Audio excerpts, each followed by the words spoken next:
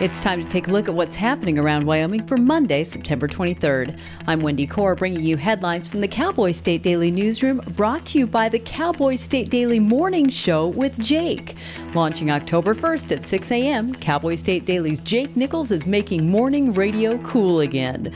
Tune in from wherever you are for the latest news, weather, sports, and in-depth conversations that matter to you. Well, it's never too late for a first, and there was a big first to celebrate at the 43rd Annual Buffalo Bill Art Show and Sales live auction this weekend, when Lot 101, the oil painting Trout Peak Traverse by Mark McKenna, sold for $9,000.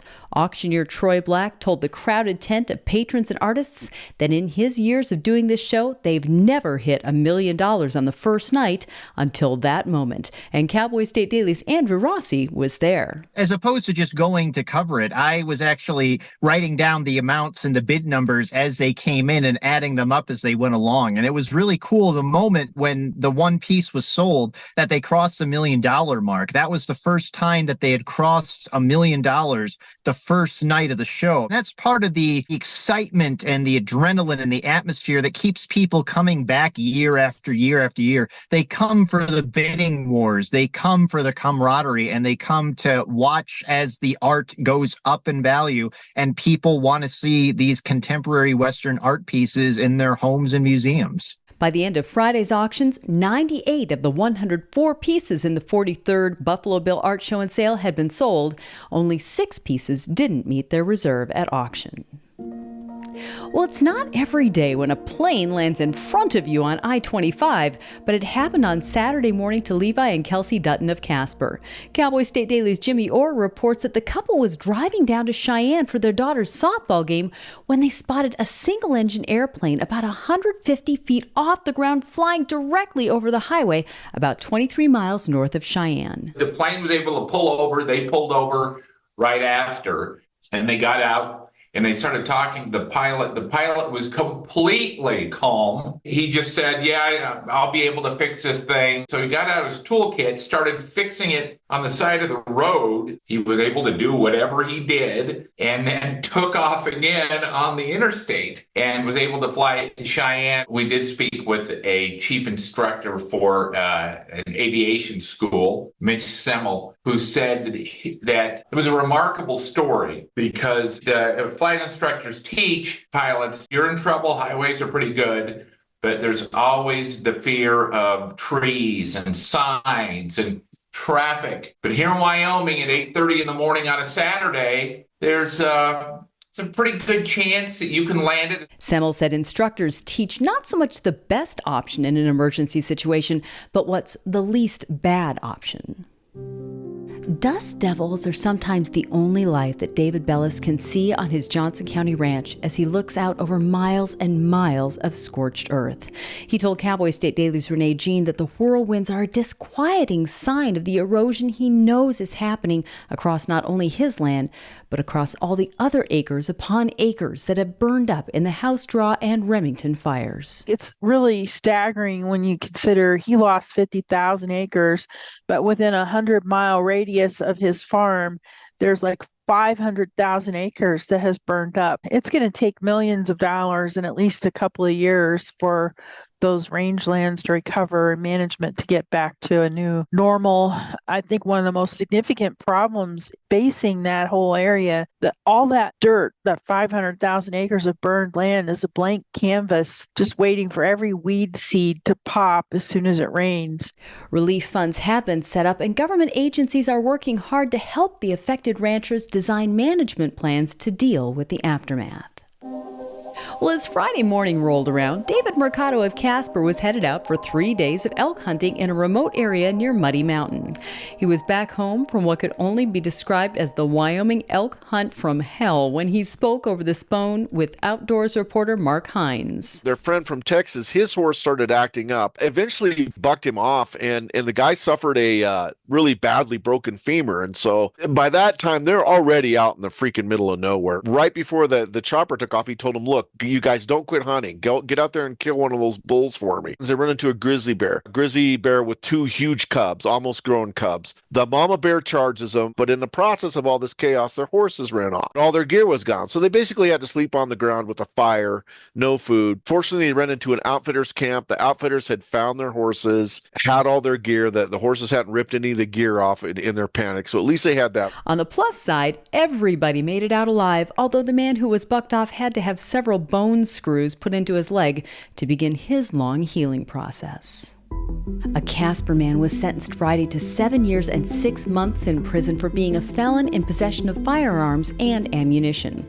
But the arrest of Frank Barris was anything but routine. The 53-year-old had essentially proclaimed himself a sovereign citizen before being stopped for driving with fictitious license plates and held police to a 3-hour standoff. And that wasn't the only time that Barris had run-ins with law enforcement. In one instance, in the winter time, he had just this long argument with troopers and Toronto County Sheriff's personnel where he was basically saying, if you make me get out of this car, we're going to shoot it out on the road. And he actually filmed all of this in his own YouTube video, which he then published to YouTube. He was very frank about his resistance and his unwillingness himself because he believed himself to be independent of the law. Barris pleaded not guilty in March. He represented himself at trial and was convicted in June. I'll be back in just 20 seconds with more news. When we say community is the heart of Hilltop, we're talking about a team of bankers committed to improving the place we call home. A team that shows up every day to help businesses thrive and gives back to our neighbors through time, attention, and service. We're inspired by the way our bankers give back because that's one of the many qualities that makes us truly a community bank. Hilltop Bank, member FDIC, equal housing lender. One of the defining aspects of Yellowstone National Park is how it adapts to change. That can be natural, such as a forest fire or a 500-year flood, or artificial, such as the impacts of millions of tourists visiting every year. Cowboy State Daily's Andrew Rossi spoke to one person whose job it was to clean out the Morning Glory pool, which for decades had become a stop for visitors who treated it like a wishing well. When people first started seeing it in the 1880s, it was one of the many wishing wells in the park. So they just tossed coins and other objects inside of it to the point that a lot of that is still embedded into the pool today, into the rock wall where the water collects. They could try to restore these pools back to what they were, but it's kind of a reflection of what the values of the national park systems have become, and that's to protect the parks as they are, which means they're natural and artificial adaptations to their environment. Yellowstone's geothermal wonderland is no longer perceived and used as an amusement park as it was in the early days. It ensures that everyone can enjoy the natural wonders without coins flooring the bottom of every pool. The Lamp Lounge on Cheyenne's South Side has new owners. The legendary dive bar with its famous penny-laden counter is going through a major renovation. Cowboy State Daily's Renee Jean says they're working hard to shed the dive bar's notorious and violent reputation. This one guy had a story just unbelievable. He walks into the men's room and there's a woman in there shooting up with a syringe in her jugular vein. And at first she's like cursing him for being in the women's room. And he's like, hey, your stuff is on the urinal, pointing at the men's urinal. And so she's like, oh, so she gathers all that stuff up and rushes out with the syringe still hanging out of her neck, just like totally unbelievable. Of course, things are not like that anymore. Co-owner Michael Jordan said they've installed a number of security cameras, which they've hooked up to facial recognition software. So if anyone comes in with an attitude and starts causing trouble, Jordan knows who they are, what they did, and he can ensure they don't return anytime soon. 38-year-old Chris Hicks is serving 3 consecutive life sentences in the Wyoming maximum security prison without parole for his role in accessory in 2 murders in Gillette in 2005 when he was 19. But Hicks is hoping to have his sentence reduced. Cowboy State Daily's Jen Coker reports that science is proving that young brains don't fully mature until much later than previously thought, which might make a difference in sentencing for youthful offenders. There is a emerging neuroscience that shows that the age of adulthood is actually much older than anticipated based on this brain science that says the adult brain is not fully formed until age 29. In her filing Lauren McLean is asking that this age be raised to 21. In Chris's case, he was 19 at the time of his crimes.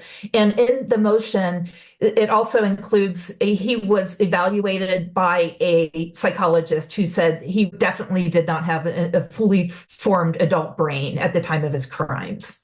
UW professor Lauren McLean, who's filed the motion, asserts that had this advanced science been known at the time of Hick's trial, it would have provided mitigating factors that would have impacted his sentence. And when Portia Birdsley asked officials in her hometown if she could borrow a fire hydrant, they did a double take. When she explained that she needed it to train for a strongman competition, they said yes.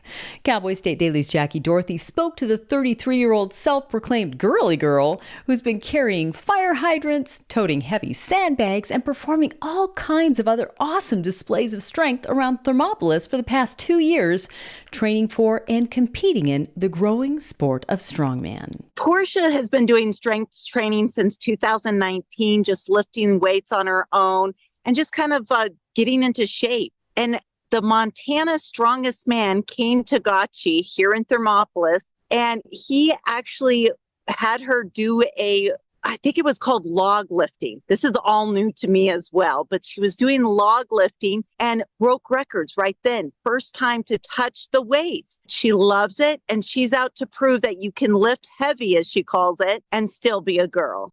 Birdsley also went to the official Strongman Games Southwest Regional in Mesquite, Texas in August and won her category. She qualified to represent the United States in the official World Strongman competition in December. And that's today's news. Get your free digital subscription to Wyoming's only statewide newspaper by hitting the daily newsletter button on cowboystatedaily.com. And you can watch this newscast every day by clicking subscribe on our YouTube channel. I'm Wendy Corr for Cowboy State Daily.